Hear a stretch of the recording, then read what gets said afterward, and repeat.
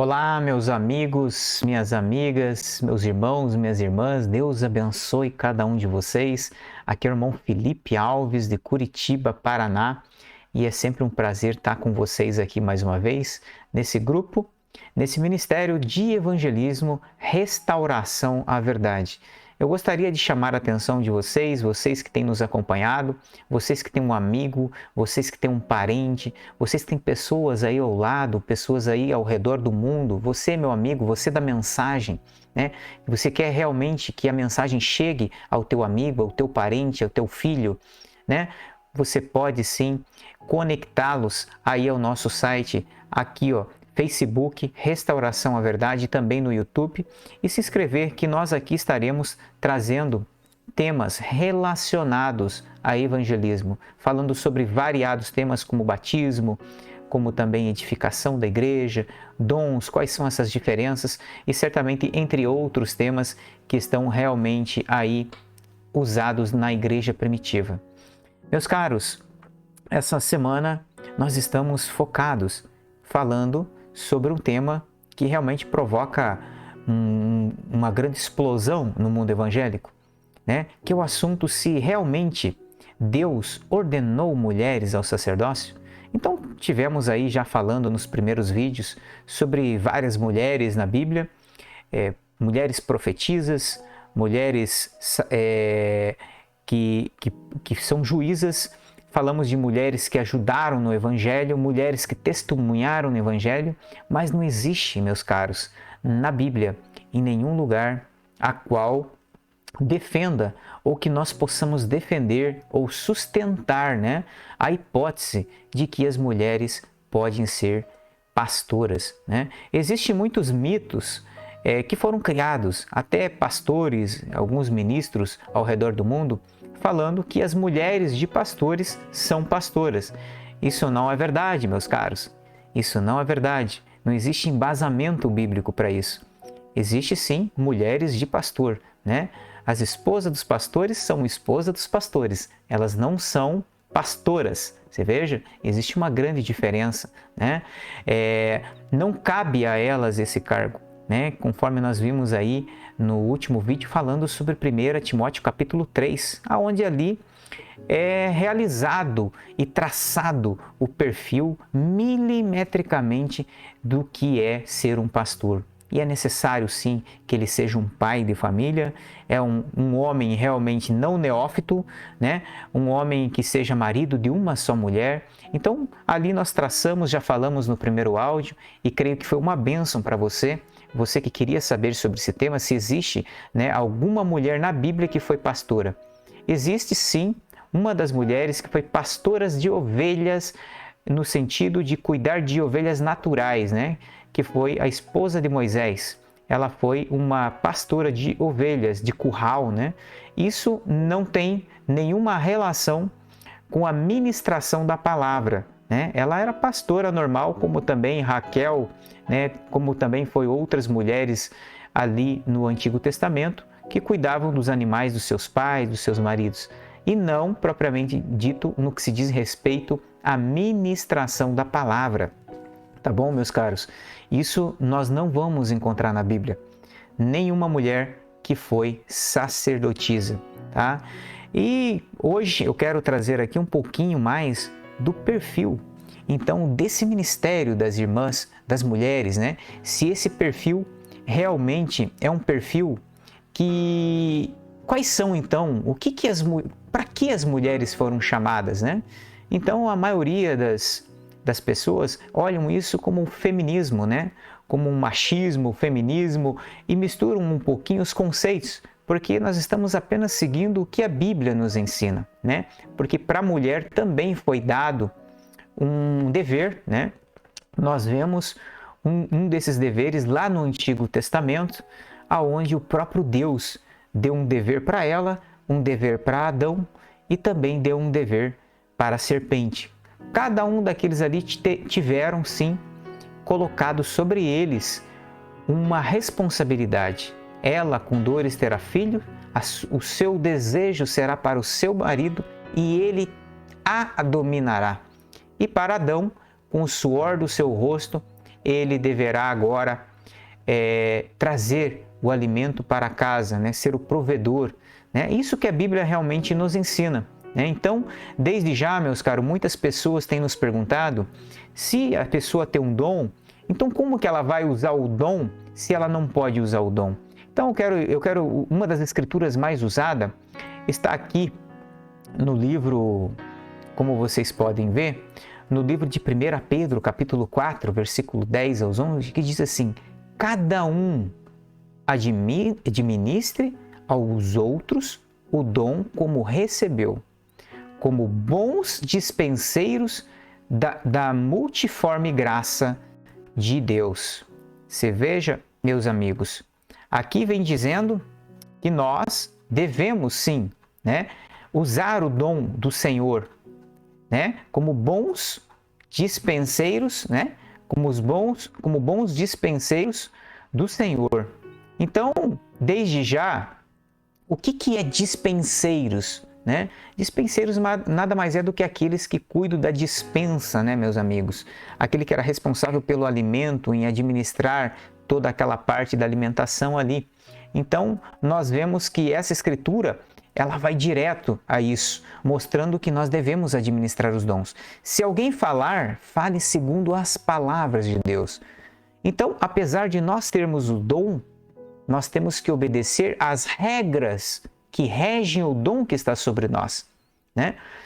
Ali a Bíblia diz que tem variados dons, são 9 dons, né? Mas existem 5 dons especiais que são para ministração, que são profetas, são apóstolos, são mestres, são evangelistas e são pastores. São 5 dons ministeriais.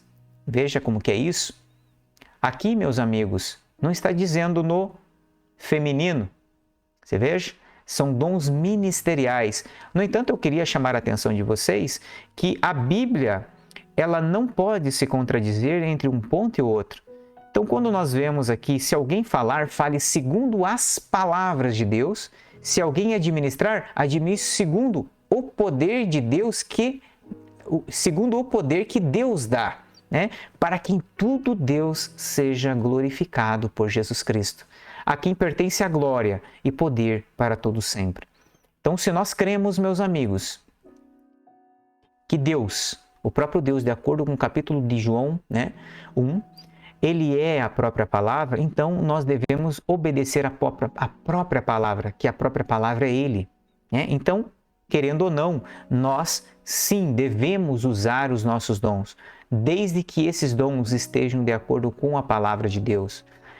Se veja mais um pouquinho sobre isso em 1 Coríntios capítulo 6, vocês vão ver, 6 versículo 12, que todas as coisas, elas me são lícitas, mas nem todas as coisas me convêm.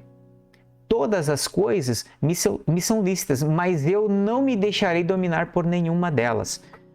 Mas o que Paulo vem querendo dizer com isso, meus amigos? Você veja, eu posso, meus amigos, sair daqui e viver no mundo da maneira que eu desejar. Se nós olharmos isso, não há nenhuma trava que realmente nos impeça de viver da maneira que nós desejamos. Porém, nós devemos, sim, viver conforme a palavra de Deus. Eu posso viver da maneira que eu desejar, mas nem tudo me convém, tudo me é lícito, eu posso fazer qualquer coisa. A lei, ela me libera eu me divorciar, a lei me libera eu fumar, a lei me libera eu beber. Agora, isso me convém como cristão? Se veja, tudo me é lícito, mas nem tudo realmente me convém, porque as Escrituras também convergem e nos coloca um limite para que também não venhamos praticar aquelas coisas, né? E muito se fala, né, que nós, na verdade, nós somos palavras. Se nós cremos na palavra, nós somos agora as palavras, somos cartas lidas por todos os homens.